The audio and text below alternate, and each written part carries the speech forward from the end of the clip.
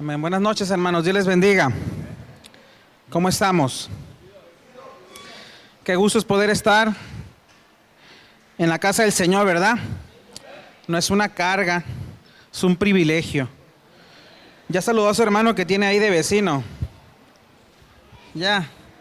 Si no lo ha hecho, hágalo. Gloria a Dios. Primer jueves del año. Amén. Vamos en este día a comenzar una nueva serie que se llama Somos Iglesia de Dios. A lo largo de este mes, los tres próximos, a partir de hoy y 2 jueves más, vamos a estar estudiando juntos lo que tiene que ver la historia, la doctrina y los principios prácticos de la Iglesia de Dios.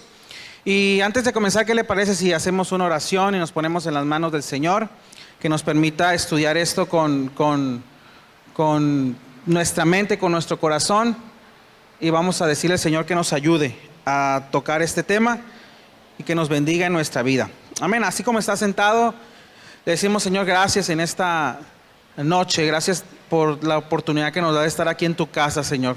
Bendecimos tu nombre, Señor. Queremos en esta hora poner en tus manos este tiempo, Señor, que nos permites de estudiar tu palabra y estudiar tu iglesia, Señor. Gracias porque nos permites, Señor, estar en una iglesia, porque nos permites pertenecer a ella, Señor, porque a través de ella, Señor, tu amor y tu bondad se refleja en nuestras vidas, Señor. Te damos gracias, Señor, por cada uno de los que estamos aquí. Bendice nuestras vidas, Señor, nuestros trabajos, nuestros oficios, Señor, lo que hacemos, Señor, que todo lo que hagamos, Señor, sea prosperado por ti y para ti. Ese es nuestro deseo y ese es nuestro anhelo en este día, Señor. Solamente darte gloria, darte honra a ti, Señor, para poder exaltarte, Señor, por lo que has hecho con nosotros. En tu nombre oramos, Jesús. Amén. Muy bien.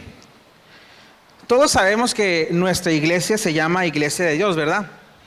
Amén. Pero probablemente siempre de tiempo en tiempo es bueno recordar, estudiar y poder explicar qué somos como iglesia, de qué pertenecemos, qué creemos también. Porque dentro de esta variedad, ¿no? Hay mucha variedad de doctrinas, hay variedad de iglesias. En nuestra ciudad es muy común, ¿no? Seguramente muchos de ustedes conocen a alguien que a lo mejor es adventista. Ellos tienen alguna manera muy específica de ver ciertas cosas de la Biblia. Últimamente está surgiendo mucho el movimiento mesiánico, por ejemplo. Y sabemos que hay ciertas cosas que bíblicamente no las comprendemos de la misma manera. Y de esta misma forma, pues nosotros también comprendemos que la iglesia de Dios tiene una manera o una cualidad muy específica de ver las cosas, ¿no? ¿Para qué nos sirve conocer la iglesia? ¿Por qué es importante tocar estos temas?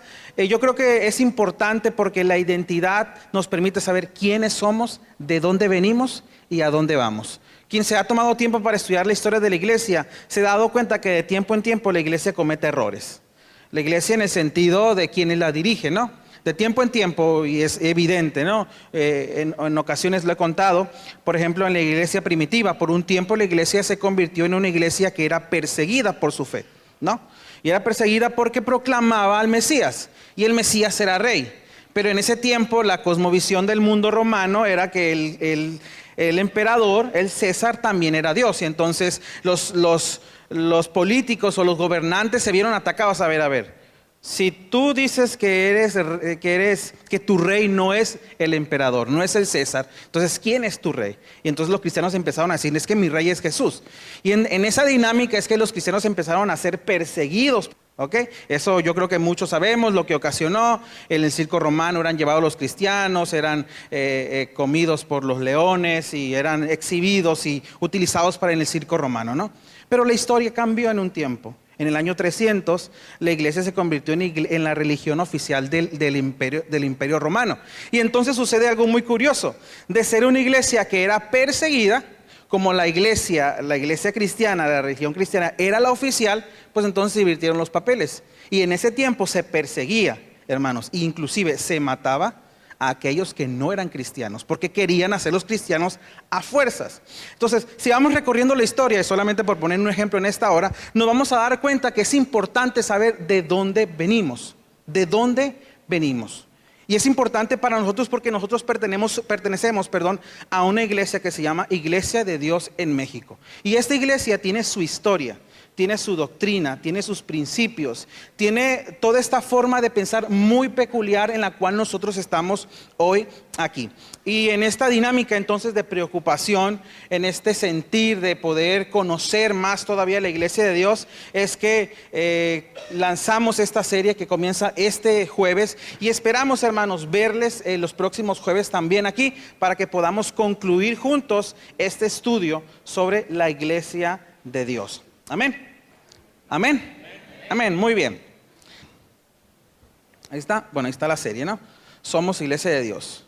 El logotipo ahí, en este caso, está insertado. Ahí no se ve por el copo. El logotipo. Este es el logotipo que se representa a la Iglesia de Dios. El logotipo de la Iglesia de Dios es una cruz y tiene esa silueta hacia arriba representa la flama del Espíritu Santo. Ahorita vamos a explicar un poco sobre nuestra identidad, que somos una iglesia pentecostal. Entonces creemos y creemos firmemente que el Espíritu Santo debe de estar activo en la vida del creyente. Es el Espíritu Santo el que nos permite sobrellevar, es el Espíritu Santo el que nos permite enfrentar y es el Espíritu Santo el que nos hace poder servir al Señor con excelencia. Él nos capacita y Él nos lanza a su ministerio. Por eso es esa silueta hacia arriba. Esto representa precisamente, es como una flama del fuego que representa el Espíritu Santo. Amén. Ok. Quiero presentarles un video que nos ayuda a introducirnos en esta hora sobre la iglesia de Dios. ¿Quiénes somos?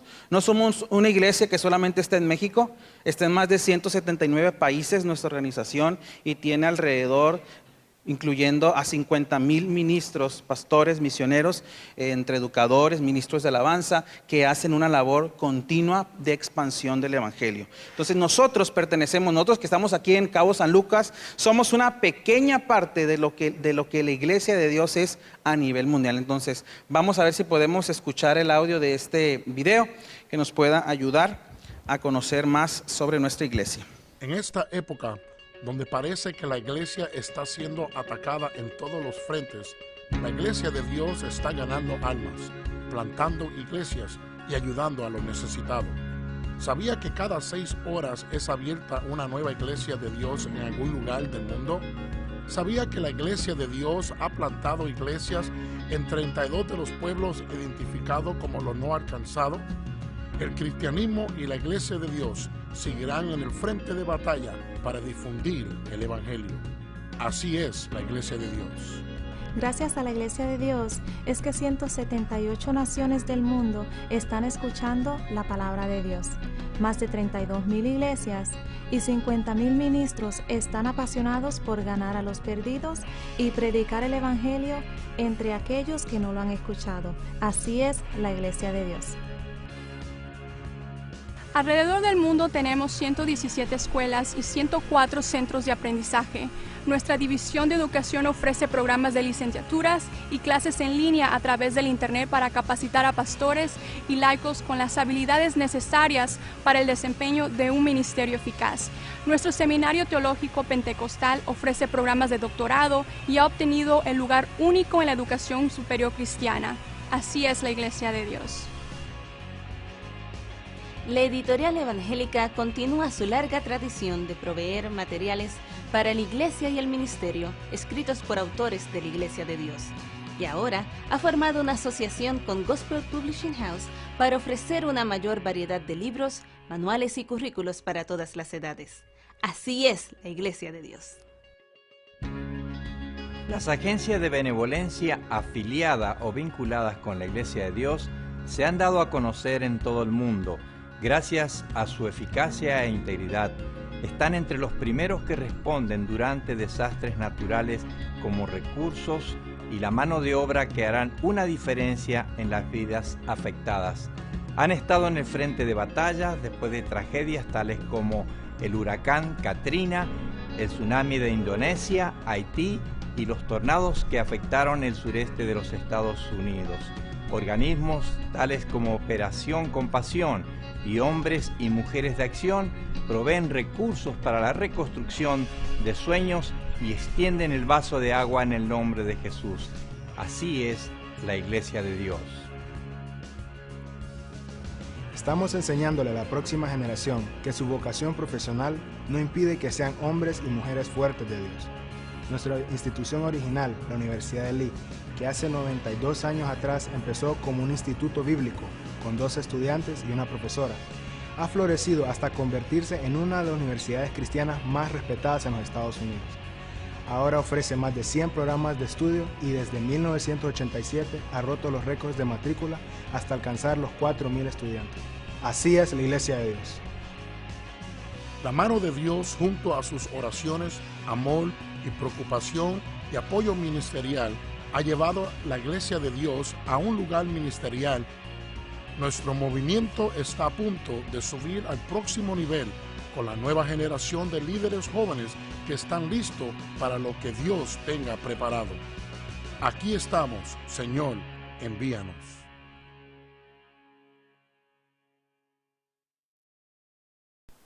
Es una pequeña reseña, un video que nos explica un poco sobre quiénes somos y qué estamos haciendo a nivel mundial.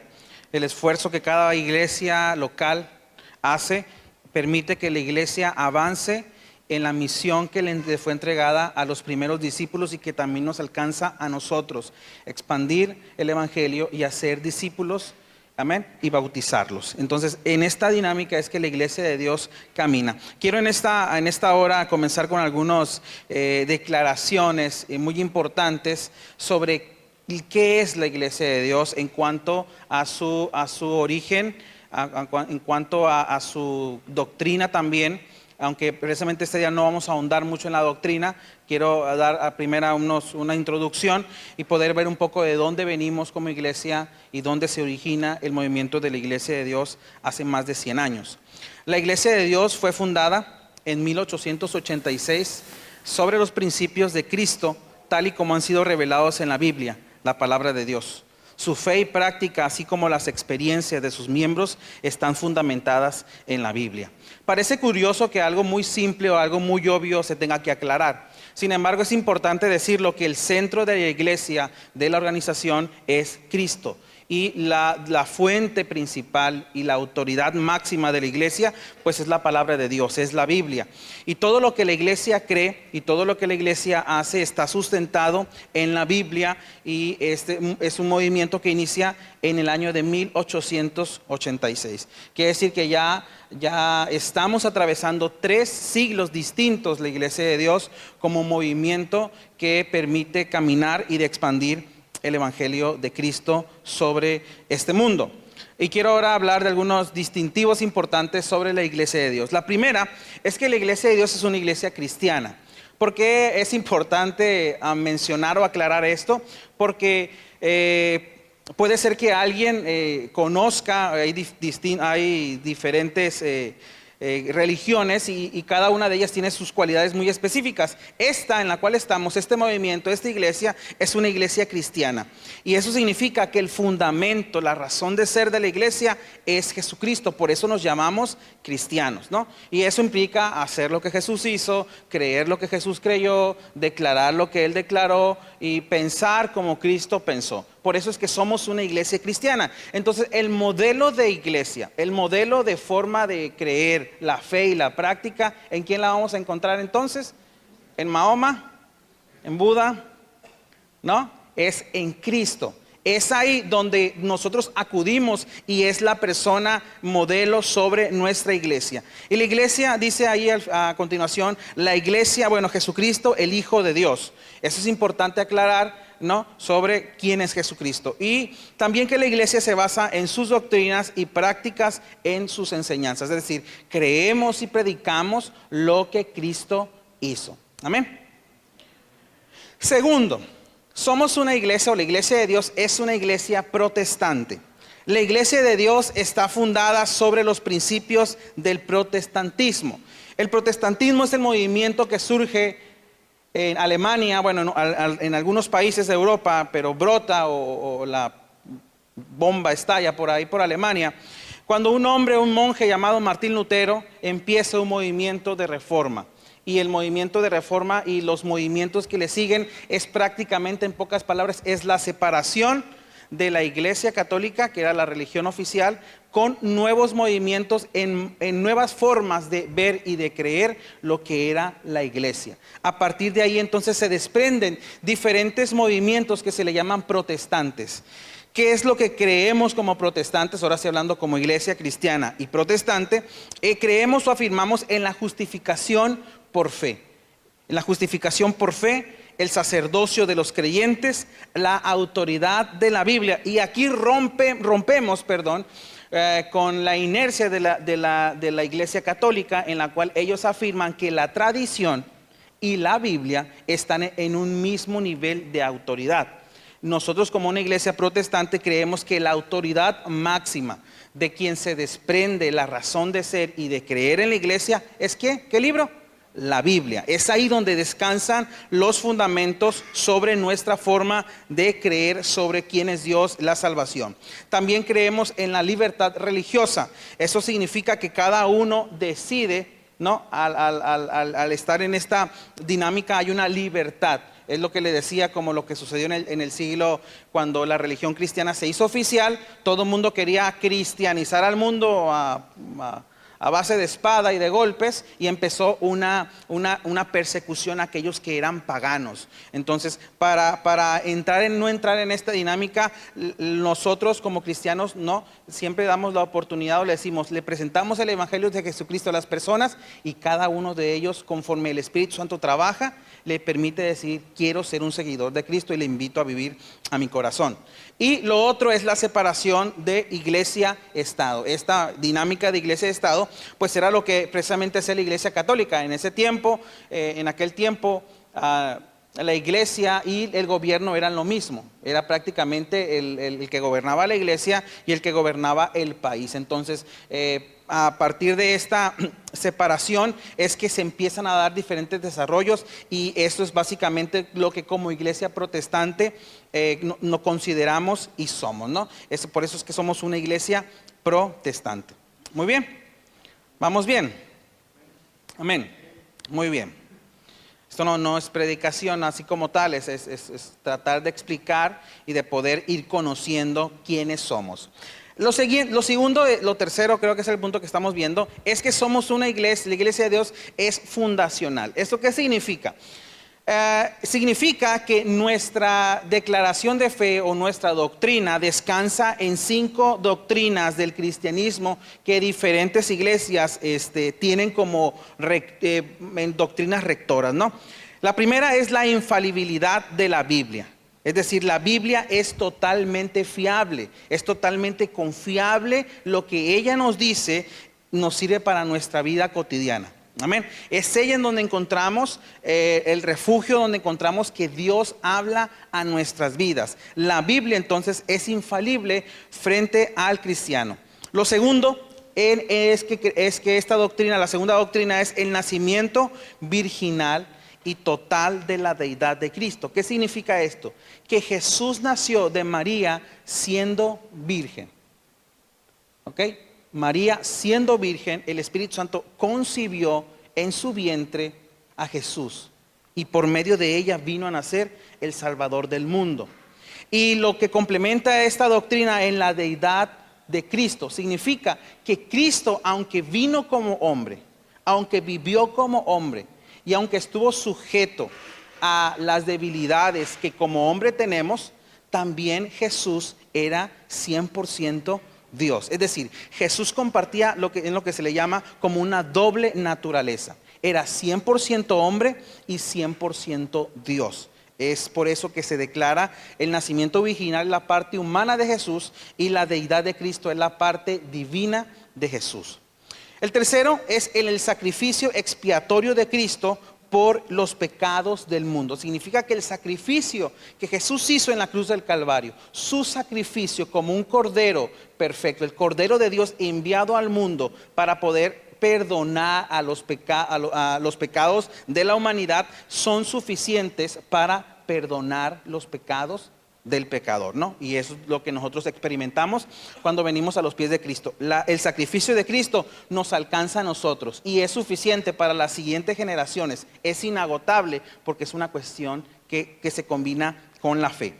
Número 4, la resurrección literal del cuerpo. La iglesia cristiana, como una iglesia que tiene estas 5 doctrinas básicas, creemos en que cuando nosotros un día ya no estemos en esta tierra y muramos, un día resucitaremos también y como lo dice esta doctrina, literalmente. Es decir, Cristo, así como Él resucitó, ¿verdad? ¿Cuántos creen que Cristo resucitó? Por medio de su resurrección es que se completó la obra para el perdón de nuestros pecados, para su sacrificio, para el perdón de nuestros pecados.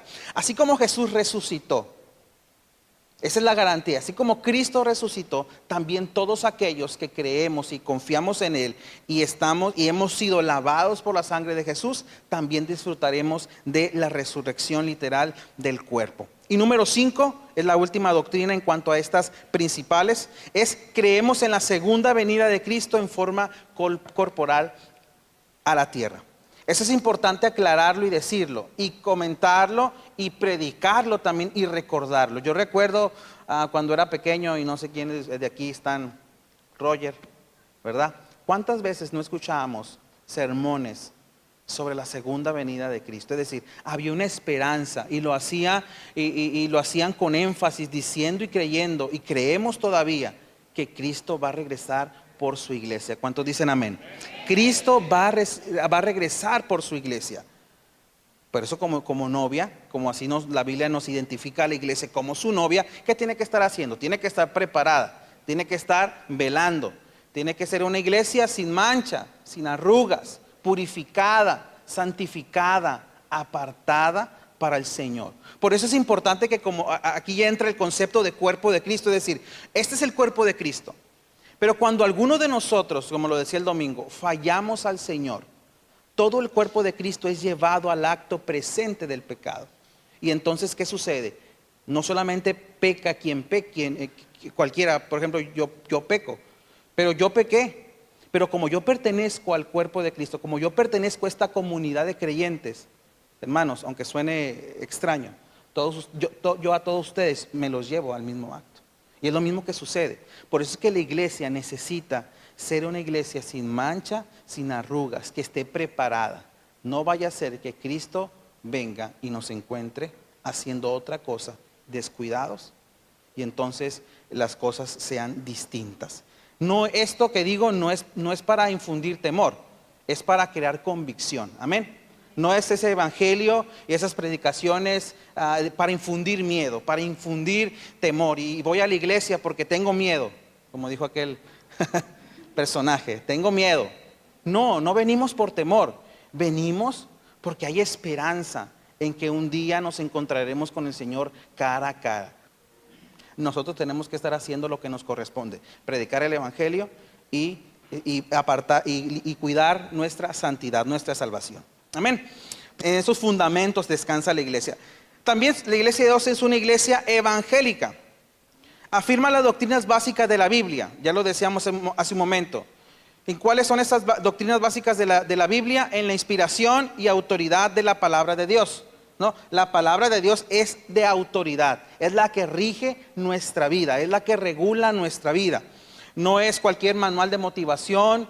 No es un libro de superación personal el que nos rige nuestras vidas, sino que es la palabra de Dios en la cual descansa nuestra fe y en la cual encontramos el refugio para nuestra vida.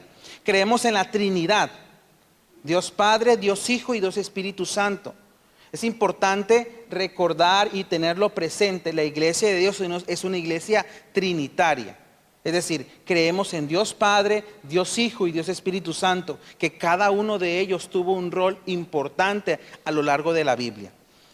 La deidad y el nacimiento virginal de Jesucristo, ya lo expliqué hace un momento, la salvación por fe en la muerte expiatoria de Cristo, la resurrección corporal, la ascensión a la diestra del Padre, lo que dice la Biblia, ¿verdad? Cuando Cristo murió, resucitó, asciende ¿a dónde? A la diestra del Padre, como un símbolo de autoridad. Esta figura de la diestra del Padre es como aquel rey que tiene a su mando a alguien que está al frente de las tropas o al frente como el segundo a bordo, por decirlo de una manera, ¿no? Es una manera de autoridad, a la diestra del Padre. ¿Y qué es lo que hace? ¿Por qué está a la diestra del Padre? Porque intercede por nosotros. No es María, no son los santos. ¿Quién intercede por usted y por mí al Padre? Jesucristo. Amén. El ministerio del Espíritu Santo, la segunda venida de Cristo, la unidad espiritual de los creyentes en Jesucristo. Nosotros aquí los que estamos aquí reunidos, conformamos al cuerpo de Cristo. Nosotros somos el cuerpo de Cristo. Note bien la dimensión y el peso que tiene eso. Yo, que antes era pecador, yo, que antes ofendía al Señor, yo, que antes estaba apartado del Señor, y lo único que hacía era pecar y pecar y pecar, soy salvo por Jesucristo y ahora me invita a formar parte de los redimidos. Y esa intención de decirnos redimidos es que nos hace hacer también el cuerpo de Cristo. ¿Por qué somos el cuerpo de Cristo? Porque Cristo ya no, físicamente se fue, ascendió, ya no está más en la tierra. Pero ha dejado a alguien que continúa el ministerio. ¿Quién es quien continúa el ministerio de Jesús, hermanos, en la tierra? La iglesia. Es la iglesia, usted y yo. Continuamos el ministerio de Jesús en la tierra. Por eso es que somos evangélicos. Y somos también una iglesia pentecostal. Una iglesia pentecostal. En 1896, miembros de la Iglesia de Dios experimentaron un derramamiento espiritual identificado como bautismo con el Espíritu Santo. Pentecostés por la misma experiencia que tuvieron los primeros cristianos en el día de Pentecostés. ¿Qué es lo que sucede? Es que en 1896 un grupo de personas se reúne a orar porque están preocupados porque su iglesia, ellos los primeros que pertenecieron o formaron el movimiento de la Iglesia de Dios, ellos acudían y asistían a una iglesia que era de las históricas, era una iglesia bautista.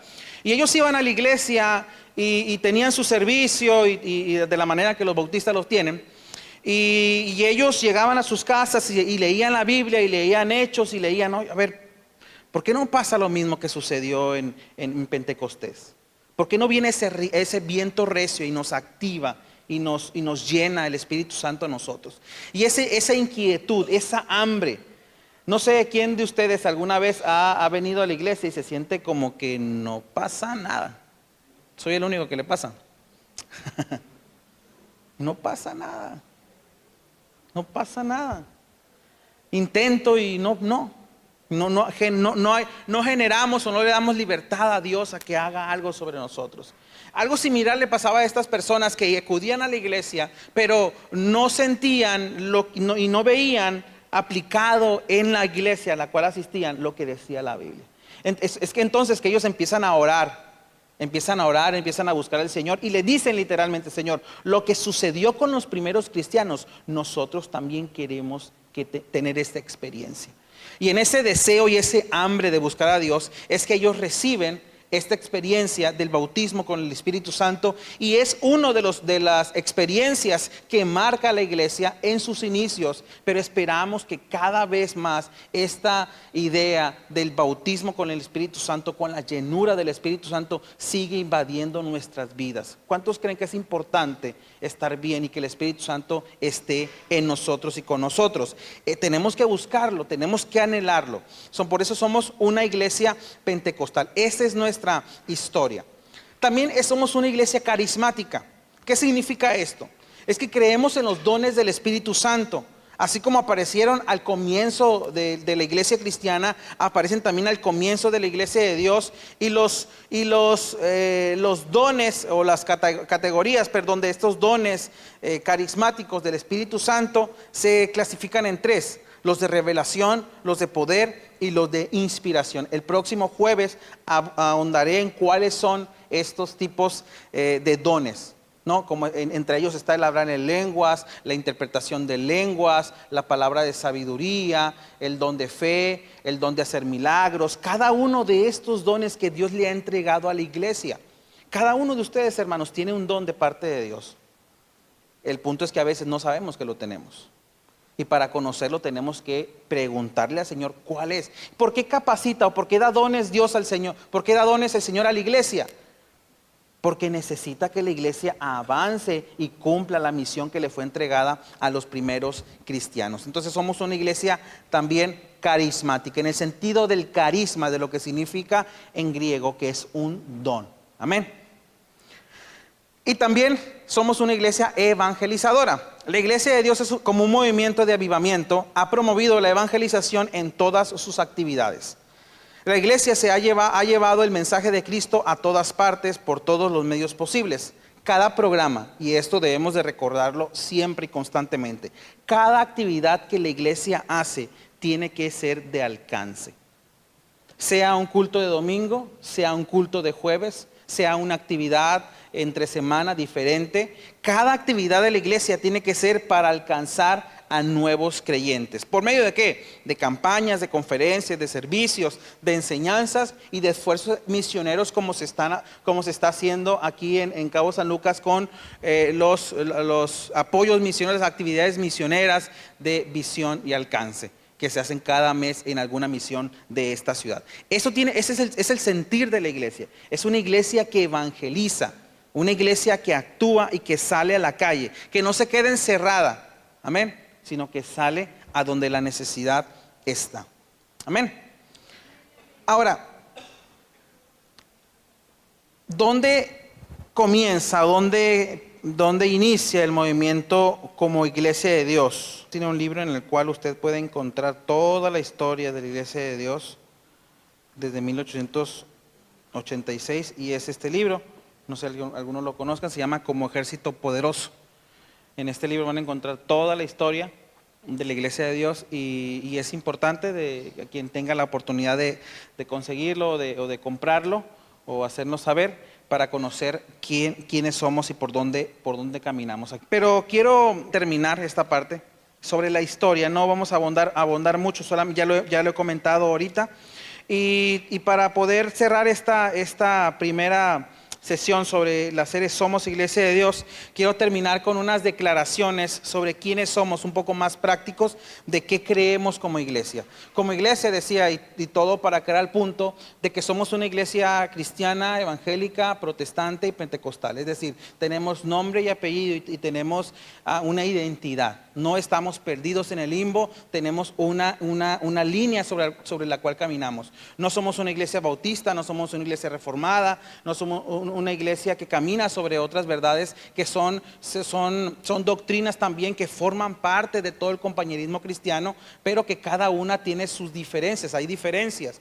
Esta tiene la propia, como ellos tienen la propia también, y sobre la cual tenemos que conocer. La iglesia de Dios, el primer despertar o la primera inquietud sobre quiénes eran o de dónde comienza esto, surge en un sector de Estados Unidos entre los límites de Carolina del Norte y Tennessee, en una región muy pobre, aislada y en la sierra. Personas que no sabían leer, personas que no sabían escribir, que lo único que tuvieron fue el deseo de buscar de Dios. Y en ese deseo de buscar de Dios fueron áreas de oportunidad que tuvieron para buscar del Señor. Y es lo que se conoce en la primera parte de la historia de la iglesia de Dios como un despertamiento pentecostal. El cristianismo, comenzó a expandirse a través de misiones. Quienes fundaron quienes fundaron Estados Unidos eran protestantes ingleses que llegaron a Carolina del Norte y fundaron lo que en la historia se le conoce como las 13 colonias inglesas. Esas primeras 13 colonias inglesas, que era como una confederación de pequeñas, pues no eran países, sino eran colonias, ¿no? Espacios territoriales. Ellos fueron fundadas estas colonias por protestantes ingleses, por lo que desde el comienzo Estados Unidos siempre fue un país protestante. Por eso es que hasta 1960 en las escuelas públicas se leía la Biblia y se oraba en la escuela. En la escuela se leía la Biblia y en la escuela se oraba, ¿no? Y todo lo que el régimen y todo lo que era la política de Estados Unidos, y hasta la fecha todavía tenemos algunos indicios, tienen que ver con toques o con tintes cristianos protestantes. No sé si alguien ha visto alguna vez cuando el presidente de Estados Unidos entrante toma protesta sobre qué él jura ser un presidente fiel y todo eso? ¿Sobre qué? ¿Alguien sabe? Sobre la Biblia. Sobre una Biblia y que es históricamente muy famosa, la Biblia de Abraham Lincoln. Sobre esa Biblia, ¿no? Y él jura ser un presidente que sea bueno para su nación. ¿Y quién hace hay una oración en un acto público, en un acto de gobierno? Un pastor, ¿no? Hasta hace años Billy Graham era quien hacía la oración y hacía esta cuestión del juramento del presidente entrante. Y creo que cuando entró Barack Obama fue el pastor Rick Warren el que hizo esta cuestión. Entonces, todo eso ha alcanzado a Estados Unidos hasta nuestros tiempos, pero viene desde una historia, desde sus comienzos de cómo fueron fundadas esas 13 colonias inglesas. Es decir, Estados Unidos, las 13 colonias eran cristianos y eran protestantes, y dentro de todas esas variedades estaban las iglesias que se conocen como históricas, las iglesias bautistas, por ejemplo, y esas son las que abundaban. Pero en este despertar estaba este grupo de personas que tienen una inquietud de buscar al Señor. Es decir, estaban inquietas, es decir, como que estaba algo que les hacía falta que el Señor llegara y despertara sus vidas. Es que estas personas empezaron a orar, empezaron a buscar del Señor y es lo interesante, el Señor y el Espíritu Santo derrama de su Espíritu Santo sobre personas que no eran ricas, que no tenían conocimiento académico porque eran analfabetas. Eran personas que no conocían, eran personas de campo, personas que estaban simplemente viviendo y aislados de la sociedad, allá en las montañas. Allá Dios y el Espíritu Santo les alcanzó y empezó a hacer todo un movimiento grande y glorioso que nos alcanza hasta nuestros días. Todo porque la misericordia del Señor y la voluntad del Señor permitió que el deseo de estas 8 personas empezaran a buscar al Señor y empezaban a buscar algo que en su iglesia no encontraban. La iglesia a la cual asistían, ellos veían que era solamente un ritual. Se metieron en una rutina nada más, pero no había algo que despertara sus vidas. Era una monotonía. Y la monotonía, hermanos, en el cristianismo, dicho de paso, es muy peligrosa. Tenemos que estar constantemente, estar llenos del Espíritu Santo y estar caminando constantemente en la voluntad del Señor. Y es esta inquietud que se le conoce como despertar pentecostal. Es decir, empezaron a buscar al Señor y ellos empezaron a hablar en otras lenguas y el Espíritu Santo les capacitaba. Y lo que ellos hacían, y es lo que es donde encontramos la conexión del servicio, es que estas personas que eran llenas del Espíritu Santo tenían una necesidad de compartir de Cristo a otras personas que no conocían de Él. Eso es lo que es el gran aporte que el pentecostalismo como movimiento cristiano ha hecho, no solamente a México, sino a toda América Latina. Los misioneros de otras diferentes iglesias misionaban, pero no tenían una explosión de crecimiento como sí la tuvieron los pentecostales. El movimiento que evangelizó prácticamente y cristianizó en el sentido evangélico y protestante, desde México hasta Sudamérica, fueron diferentes movimientos pentecostales. Dentro de esos movimientos pentecostales está la Iglesia de Dios, y una iglesia que es prácticamente hermana de la Iglesia de Dios y que en sus comienzos comenzaron juntos son la Asamblea de Dios. La Asamblea de Dios y la Iglesia de Dios tienen una doctrina prácticamente igual, salvo algunas diferencias, pero la Iglesia de Dios y las Asambleas de Dios, que son considerados como iglesias pentecostales, empezaron a evangelizar, empezaron a predicar de Cristo, y entonces se comenzó una explosión de predicar y de salvación sobre la vida de las personas de estos países. Todo, hermanos, porque fueron empoderados por el Espíritu Santo para poder compartir del Evangelio de Cristo. Y aquí está bien que hagamos esta pregunta: ¿quién nos predicó a nosotros? ¿Quién se atrevió a nosotros a predicarnos? ¿Quién fue la persona que tuvo la valentía, José Luis, de invitarnos a la iglesia? ¿Quién? No. ¿Quién fue? Hubo alguien que creyó, alguien que nos invitó, a alguien que en su locura, que en su valentía nos invita a la iglesia. Y entonces conocemos a Jesús y al Señor a través de la iglesia. Es este despertamiento pentecostal que sucedió en aquel tiempo, que todavía, hermanos, y aquí cabe hacer la invitación y la conciencia, todavía, y por eso estamos orando los martes, estamos orando por un despertar del Espíritu Santo en nuestra iglesia. No puede ser posible que seamos una iglesia y que no nos movamos sobre la línea de lo que el Espíritu Santo quiere hacer. Derramamientos del Espíritu Santo. Que vengamos al altar o estemos en la silla, donde sea tan fuerte la presencia del Señor que no sepamos si llorar, ¿no? Que no sepamos que el Espíritu Santo tome el control sobre nuestras vidas. Haría la pregunta aquí también, ¿cuántos de nosotros somos bautizados con el Espíritu Santo, con esta experiencia de hablar en otras lenguas? ¿Desde cuándo no hacemos una reunión de oración, de búsqueda del Señor, una vigilia en la cual nos metamos a orar y a orar y a orar, y una búsqueda y una llenura del Espíritu Santo en nuestras vidas? Lo necesitamos, por lo menos yo lo necesito. ¿Usted lo necesita? Por eso esta enseñanza del despertamiento pentecostal todavía sigue vigente, todavía sigue presente. Es decir, la iglesia de Dios comienza con este movimiento pentecostal y va con todo. Pero llega un momento en el que no sé qué pasa y va la gráfica hacia abajo. Y así como aquellos primeros cristianos se encontraron en la iglesia que había un enfriamiento espiritual, si no hacemos algo podemos encontrarnos otra vez en la gráfica, en la parte más baja. Por eso necesitamos que el Espíritu Santo y Dios nos haga conciencia y nosotros tengamos un conocimiento de que necesitamos del Señor. Luego llega el avivamiento, no solamente la iglesia de Dios, sino llega a todos aquellos movimientos que se ven alcanzados por el avivamiento. Y el movimiento más famoso del movimiento pentecostal es el avivamiento de la calle de Azusa. No sé quién de ustedes ha escuchado este movimiento. El movimiento de la calle de Azusa es una iglesia que está en Los Ángeles, California, en la calle de Azusa, donde el Espíritu Santo estuvo día y noche por años, y todo aquel que llegaba a ese lugar podía ser lleno del Espíritu Santo y era bautizado en el Espíritu Santo y hablaba en lenguas. No era una cuestión que estaba abierto de tal a tal hora, no era día y noche, y fueron a ese lugar personas de todo el mundo a conocer y a ver qué es lo que estaba pasando ahí, y muchos creyentes fueron bautizados con el Espíritu Santo y regresaban a sus lugares de orígenes y compartían lo que habían recibido de Dios.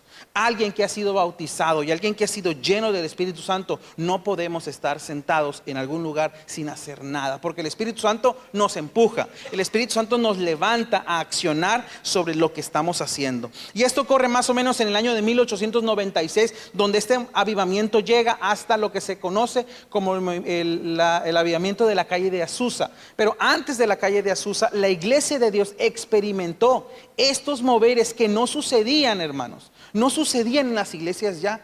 Ya no se hablaba del bautismo del Espíritu Santo, ya no se hablaba de la experiencia.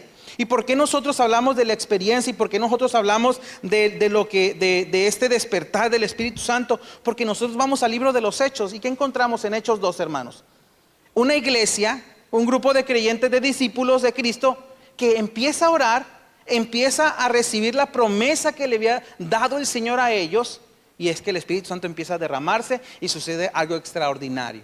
Un viento recio se presenta en la casa, se les aparecen lenguas repartidas como de fuego y empiezan a hablar en los idiomas de la gente que visitaba la ciudad, las maravillas del Señor. Entonces, estos cristianos leían la Biblia y decían, ¿por qué no pasa esto en mi iglesia? ¿Por qué no pasa esto en mi iglesia? Es que empezaron a orar al Señor y le dijeron, Señor, queremos que esto mismo suceda con nosotros. Y el Señor lo sigue haciendo, porque la promesa que el Señor le hizo a los discípulos no solamente quedó restringida para los discípulos, también nos alcanza a cada uno de nosotros, que tenemos que formar parte de la misión del Señor sobre nuestras ciudades. Después, la iglesia pentecostal sufre persecución. Y esa persecución todavía yo creo que de alguna manera está presente, y son las burlas y son los comentarios burlescos sobre aquellos que han sido bautizados con el Espíritu Santo. personas de otras denominaciones y de otras iglesias que critican que el movimiento pentecostal es un movimiento meramente emocionalista y que no tiene nada de espiritual. Tenemos que hacer una diferencia y tal vez no me va a alcanzar el tiempo para explicar, pero actualmente hay movimientos que se le conoce como movimientos neopentecostales. Han ido todavía más allá y esos movimientos neopentecostales han caído en excesos que han dañado a la iglesia en general. En estos movimientos neopentecostales, solamente por poner algún ejemplo, vemos situaciones demasiado grotescas sobre lo que supuestamente el Espíritu está haciendo, ¿no? Personas que son denigradas, personas que son, inclusive en YouTube hay infinidad de videos, que la unción de la escoba, que la unción del chicle, que la unción de la manguera, que la unción del zapato, que la unción del cigarro. ¿Ha visto videos de esto, verdad? A todos esos movimientos los estudiamos y están clasificados como movimientos neopentecostales porque son experiencias, es decir, ellos dicen, con esto que no es bíblico, te estamos asegurando que el Espíritu Santo está sobre ti, ¿no? Hay un bautismo, así recibes el bautismo con el Espíritu Santo, pero obviamente no encontramos, ese no es el patrón. Es por eso que decimos que la iglesia, su norma de vida, su norma de fe es la Biblia. Si en la Biblia no encontramos que son esas manifestaciones o de esas maneras, obviamente no entran y no son totalmente sanas. Y esta cuestión es que ha sido el exceso, los excesos que han permitido que muchas iglesias de otros movimientos hagan burla de lo que la iglesia de Dios hace con lo que tiene que ver con el bautismo, principalmente del Espíritu Santo. Amén. Esto es una manera de poder ir comenzando a ver sobre estas cuestiones. Y quiero terminar con algo que he estado compartiendo en la página de la iglesia de Facebook. Si usted no le ha dado like y no está ahí enterándose de lo que sucede en la iglesia, yo le recomiendo que le dé like. Hay unas imágenes que hemos estado utilizando desde ese tiempo. No sé si quienes se las han visto, pero vamos a ver si podemos solamente. Hoy voy a presentarles nada más estas. ¿Ya las han visto algunos de ustedes? Y es una serie que hace tiempo, ya hace tiempo empecé a hacer estas imágenes sobre algunas declaraciones importantes. Y con esto quiero cerrar esta primera sesión de la serie Somos Iglesia de Dios. ¿Qué es la iglesia de Dios? También ya en cuestiones más prácticas, ya en cuestiones muy comunes. Porque yo sé que a veces hablar de historia y a veces hablar de doctrina, y a veces no estamos acostumbrados a esto. Pero quiero ahora cerrar esto con unas cuestiones un poco más prácticas. Por ejemplo, el servicio de adoración. Lo que hacemos en la iglesia, lo que cantamos, lo que adoramos al Señor con nuestra economía y adoramos al Señor a través de escuchar la palabra del Señor, debe de provocar algo. ¿Y qué dice? Debe de provocar maduración en los creyentes.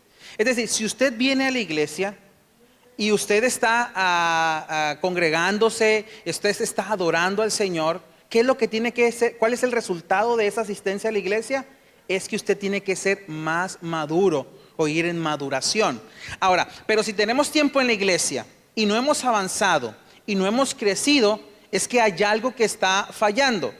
O como iglesia no estamos funcionando y haciendo que este objetivo se cumpla, o nosotros en nuestra persona no estamos poniendo todo lo que está a nuestro alcance para que podamos crecer. No todo el tiempo vamos a ser bebés espirituales y no todo el tiempo vamos a estar consumiendo la leche materna, como lo dice Pablo, sino que tenemos que crecer y tenemos que madurar. Segundo, el sermón debe de enfocarse en la persona de Jesucristo. Es por eso que es una predicación cristocéntrica. Cristo es el centro de la predicación. Cristo es el ejemplo, Cristo es el modelo. Cristo es quien rige toda la norma de vida del creyente.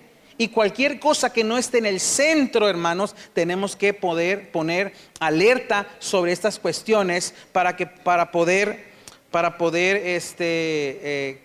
cambiar y darnos cuenta que lo que estamos haciendo no es algo que es totalmente cristocéntrico. Es decir, si Cristo no está en el centro de nuestra predicación, tenemos que cambiar eso, porque quien debe estar en el centro de la predicación, ¿quién es? Jesucristo. Otra cualidad, y aunque por muy obvia que parezca, tenemos que aclararlo, la predicación debe ser bíblica, es decir, de donde surge el mensaje de la palabra del Señor es la Biblia.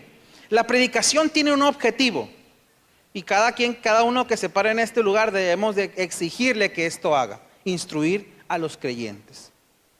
Amén. Instruir a los creyentes. No es meramente convertir el púlpito como un escenario meramente artístico, ¿no? Lo que debe de hacer la predicación es que debe de provocar maduración en el creyente y debe de instruirnos. Es decir, tenemos que crecer en conocimiento. Y aquí va para a todos los grupos de alabanza, a todos los que están trabajando con alabanza. La alabanza, muchachos, que hoy estuvieron completos, ¿verdad? Estuvieron full allá arriba, ¿no? Todos. La alabanza, nota bien Roger, no está Frank, debe invitar a la congregación a ser parte del culto. Por eso es que los ministros de alabanza, y me atrevo a decirlo porque yo, uno de los primeros ministerios que tuve en la iglesia, fui ministro de alabanza en la iglesia y canté por mucho tiempo en donde soy miembro. Es que debemos, aquí esto no es el escenario del artista que se para, ¿verdad? Para que nos escuchen cantar, para que vean quién canta más bonito, quién sabe tocar más. Y a cualquiera, y yo no tengo problema con decirlo, no se trata de ser buenos músicos solamente. Porque si se tratara de que el ministro es ser solamente buenos músicos, ¿no? y me incluyo como también que sé tocar un instrumento, hay muchas personas afuera de la iglesia que son mejores músicos que muchos de nosotros. Pero el ser ministro de alabanza no se trata de tocar solamente, se trata de ministrar el corazón de Dios. Y es por eso que la alabanza, lo que se hace acá arriba, las canciones, todo lo que se hace acá arriba debe de invitar a la congregación, invitar a ser parte del culto. Amén. Es decir, Roger, tienes muchos cantantes allá abajo, ¿verdad? Cada uno de nosotros formamos parte del grupo de alabanza también, Roger, tengo que decirte, ¿verdad? Porque todo lo que hacemos aquí es para darle gloria al Señor.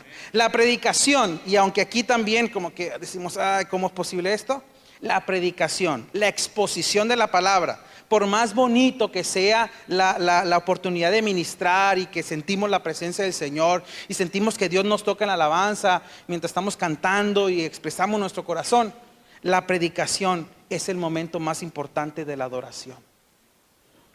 ¿Por qué es importante? Porque la palabra de Dios surge de la Biblia. La exposición de la palabra del Señor surge de la Biblia. Y es la predicación la que va a cerrar el círculo de lo que venimos a hacer en la iglesia. Cada iglesia, y esto la iglesia de Dios lo hace, cada iglesia tiene su propio estilo de adoración. Y eso es lo bonito de la iglesia de Dios. No solamente nos gusta, ¿no?, el pop, el rock. Hay oportunidad también para cantar al Señor en otros estilos: ranchero, grupero, hip hop también. ¿Por qué? Porque cada iglesia tiene su propio estilo de adoración. ¿Hay uno que es mejor que otro? No podemos criticar, ¿por qué está cantando aquel música? No, porque la música Dios la creó para su adoración, para la adoración de Él. Y cada iglesia, hermanos, tiene su propio estilo de adoración. Usted ha ido a iglesias donde tocan canciones puras, canciones rancheras, ¿verdad? Y se gozan y se mueven, ¿verdad? ¿No?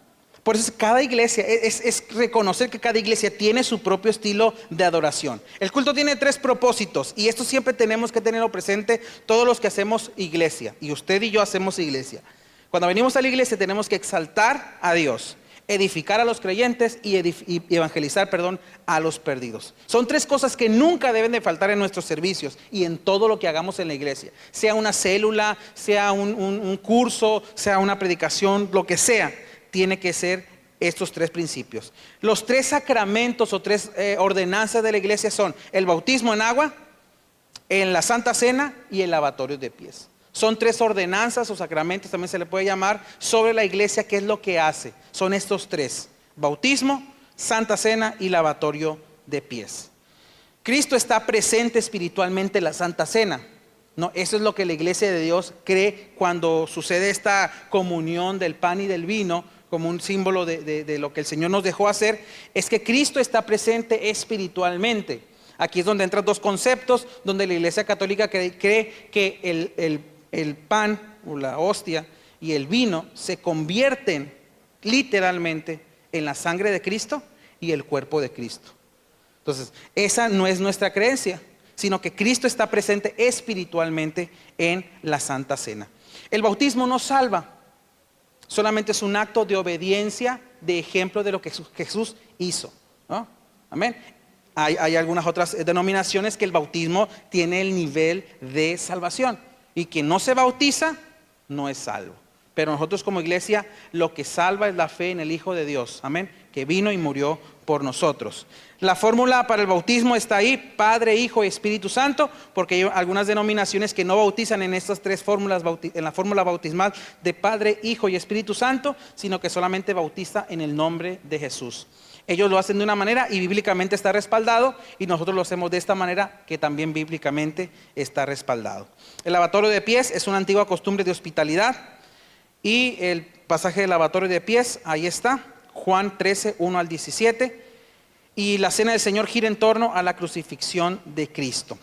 Muy bien, todo esto que yo acabo de decir, que yo acabo de explicar, lo pueden encontrar en la página de la iglesia de Facebook. Ahí encuentran estas imágenes para que puedan irlas estudiando.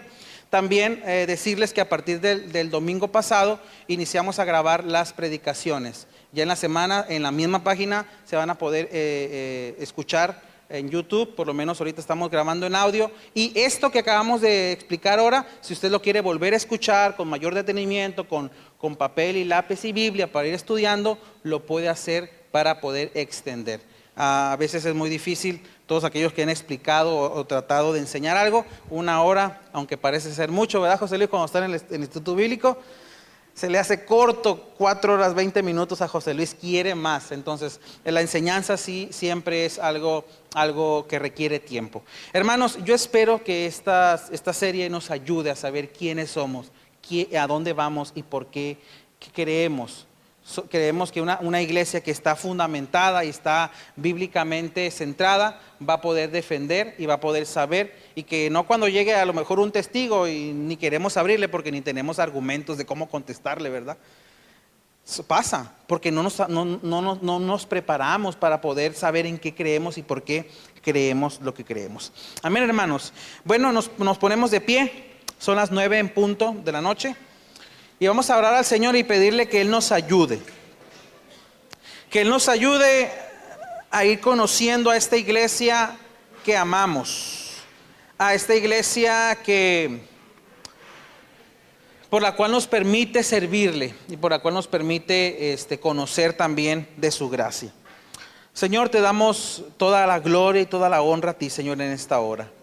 Bendecimos tu nombre. Gracias por la oportunidad que nos da, Señor, de estar en esta iglesia. Señor, gracias por la oportunidad de conocerla. Gracias por la oportunidad, Señor, de poder encontrarnos contigo aquí. Te pedimos en esta hora, Señor, que seas tú el que nos sigas hablando, que nos sigas confortando, Señor, en nuestra vida, que podamos fortalecer nuestra fe. Señor, una fe sólida es una fe que permanece, una fe que es capaz de enfrentar cualquier adversidad, Señor, y salir avante, salir, Señor, a lo alto, Señor, porque tú estás esperando que cada uno de nosotros tengamos convicción y tengamos una identidad de quiénes somos y hacia dónde vamos, Señor. Te damos muchas gracias en esta hora, porque a través de esta enseñanza, Señor, nos permites conocer a esta iglesia, Señor, amarla y poder, Señor, seguir haciendo el trabajo que nos permites en ella, Señor. Toda la gloria sea para ti. Ayúdanos, Señor, enséñanos a ser una iglesia que sea fiel, una iglesia que permita, Señor, cada vez poder darte gloria y darte honra en todo lo que hacemos. En el nombre de Jesús, Señor, te damos gloria y honra a ti.